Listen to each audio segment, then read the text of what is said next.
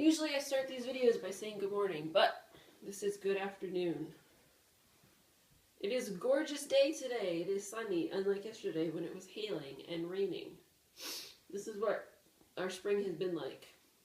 One day on, one day off. One day on, one day off. So yesterday I went hiking. I went out to Port Moody and Burnaby.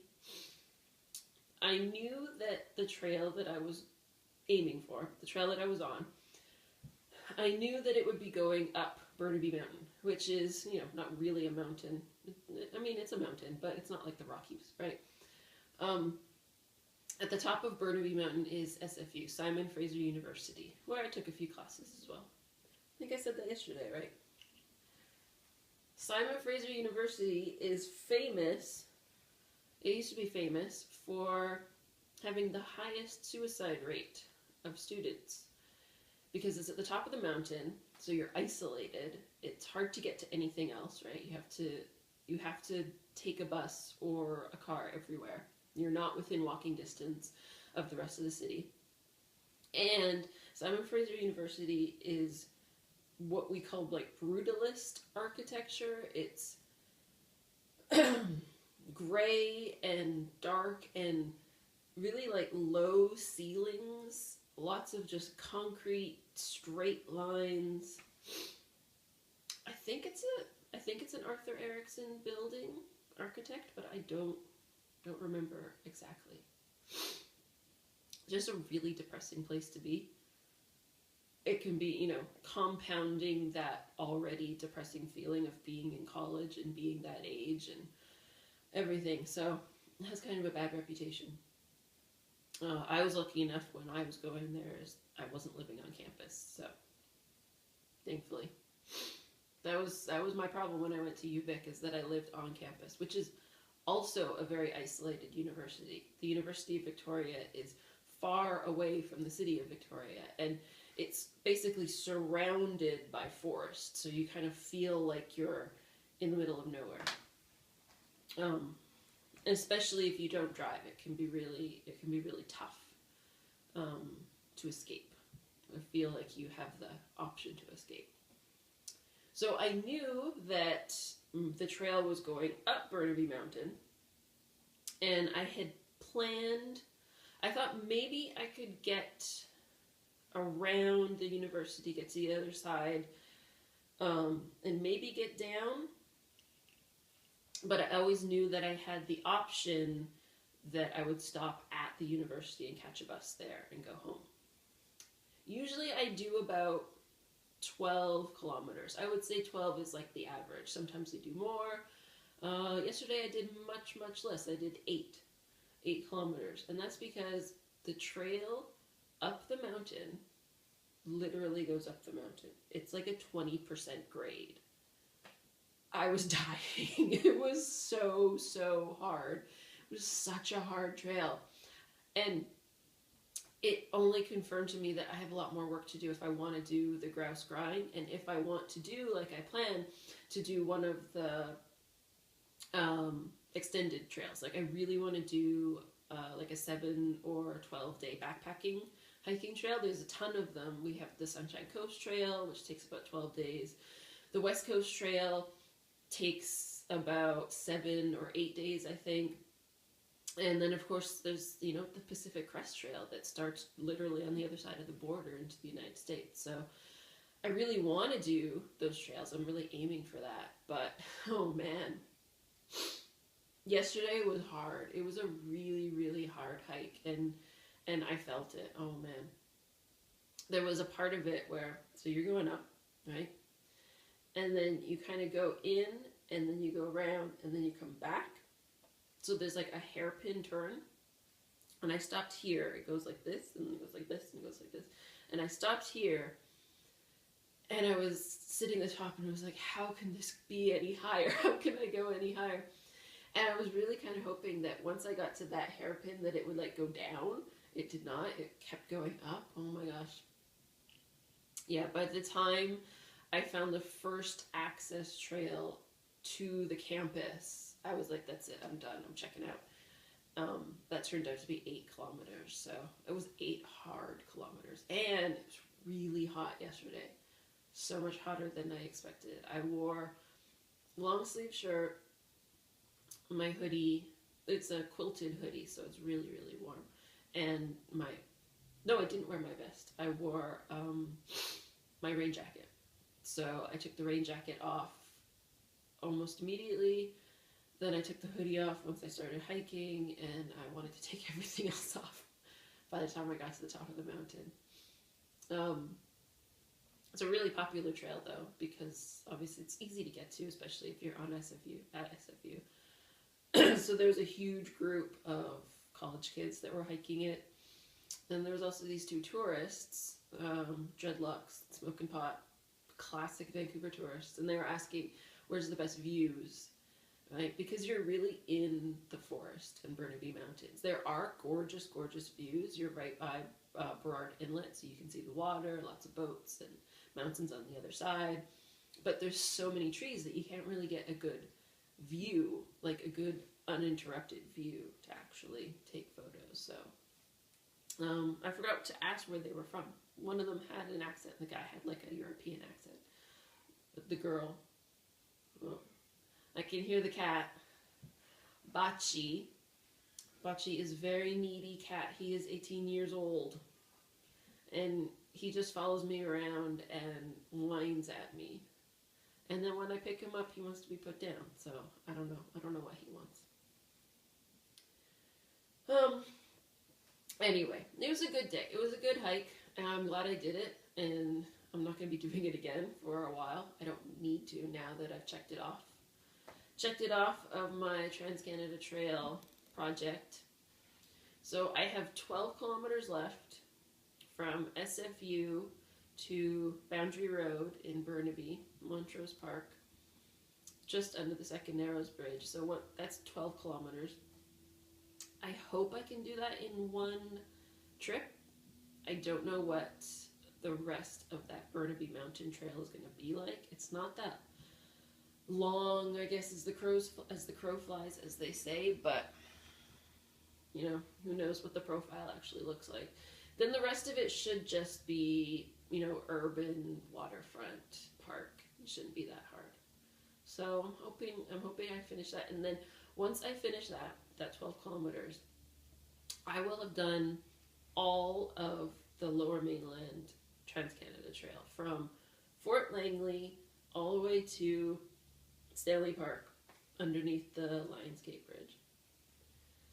So the next section that I have to do is the North Shore. So cross the sea bus, cross the water, get to the other side. That's where all the big, big mountains are. That's where all the ski mountains are.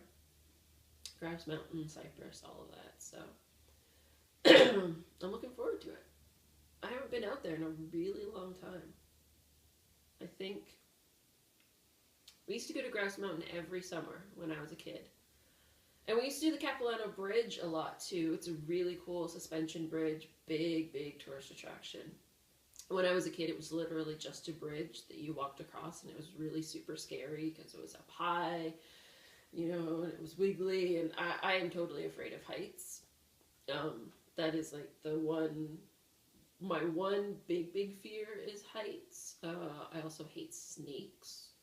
But that's not really a fear because we don't really have snakes to be afraid of here. We have garter snakes, which, you know, they never do anything to you, but I don't like it. Oh, the other thing I don't like is swimming in the ocean because I don't like the idea of fish brushing up against me. That kind of goes with the snake fear, though. But heights, they make me nervous and tingly and like feeling that I don't like. So...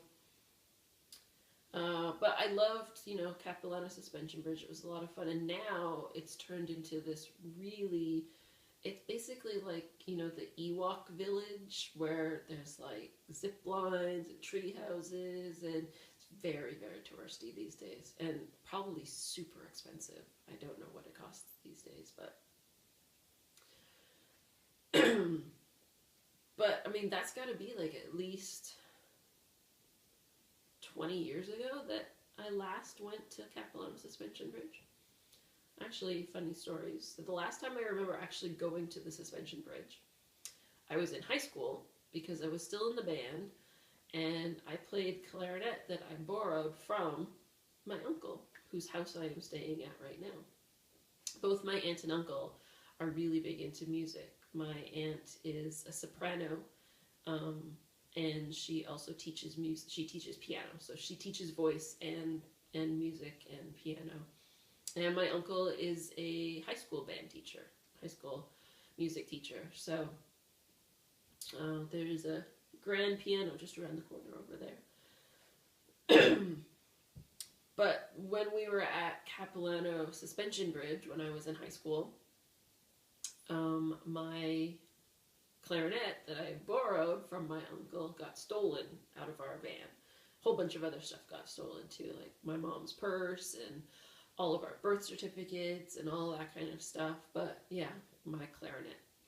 So that was kind of why I quit band, because I didn't have an instrument anymore. I was pretty good at the clarinet.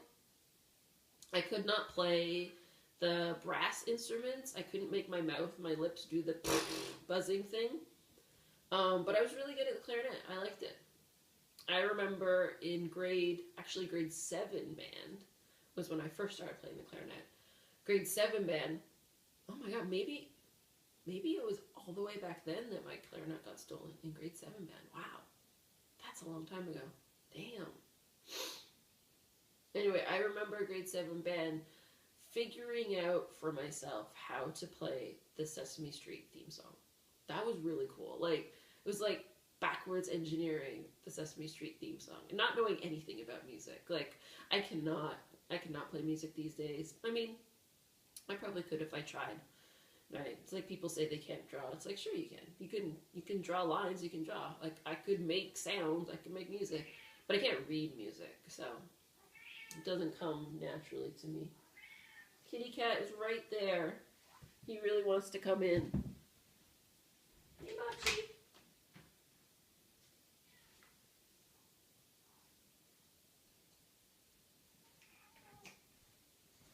Here we go. Look. This is Bachi. He is 18 years old. He is an old man kitty cat. And he is so tiny. So skinny. Hey. Hello. So, anyway. I am going to go see my grandparents today. They are moving house. They're moving out.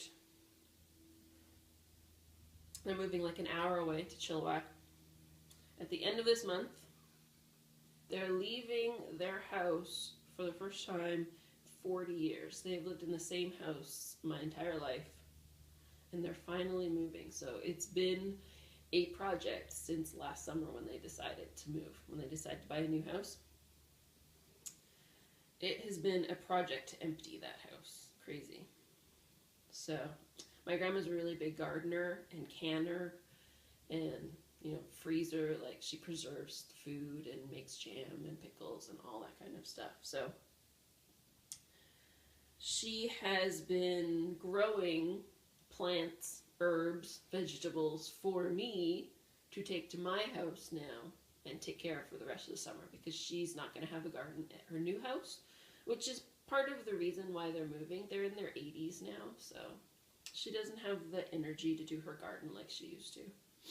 And I was saying, I mean, the reason that I survive, basically, is because of my grandma's canning and freezer. Like, my grocery budget would be twice as much, easily, maybe even 3 times as much, if I didn't have the resources from my grandma, which is amazing.